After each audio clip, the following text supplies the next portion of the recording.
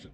Yeah, just saw Godzilla -1, fully Japanese movie, and I feel like I don't have enough of the lore, the genre, like just the understanding of it. Like I wasn't a huge Godzilla fan as a child or anything like that. I like Godzilla.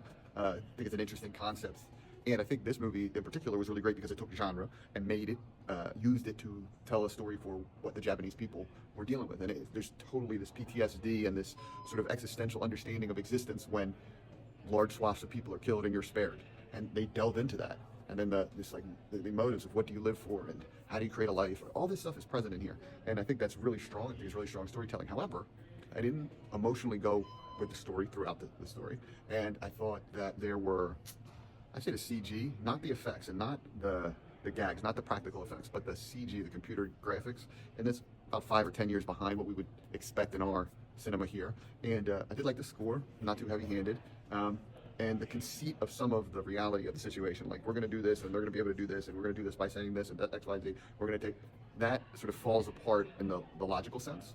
The other thing, and I could have just missed this in the movie, is no real understanding of why Godzilla is happening, and they don't really even.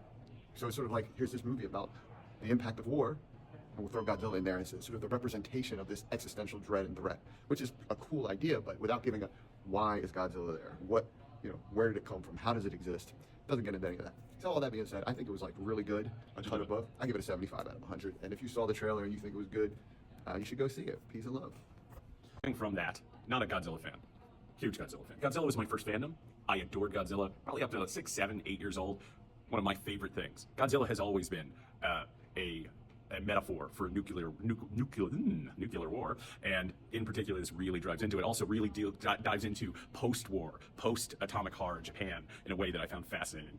It's completely subtitled, which was interesting. I thought the acting was good. I don't know any of the actors, obviously. Part of the reason why the CG might be a little behind the times, this movie cost $15 million. As compared to other things which cost $150, $200 million. $15 million, I thought they got their bangs for the buck. I was never taken out of it. But they hit the... I mean, some of the action sequences felt like old video game cut sequences, right? Sure. Yeah. I mean, Godzilla himself, I felt like generally looked really cool. I thought very calls back to the originals, the man in the suit stuff, the recent stuff, and particularly very cool thing with him, his radioactive breath, really, really neat thing. And yeah, I was jazzed by it. I very much enjoyed the theme music. Every time Godzilla really attacks, they start playing the music from the first Godzilla movie. The very first Godzilla movie has this dun dun dun dun. Yeah, just really, and it raised the nostalgia bubble for me on a level that it's what I wanted. I thought the lead was fine. I felt he was a little over emotive, but that might be a cultural difference thing with that.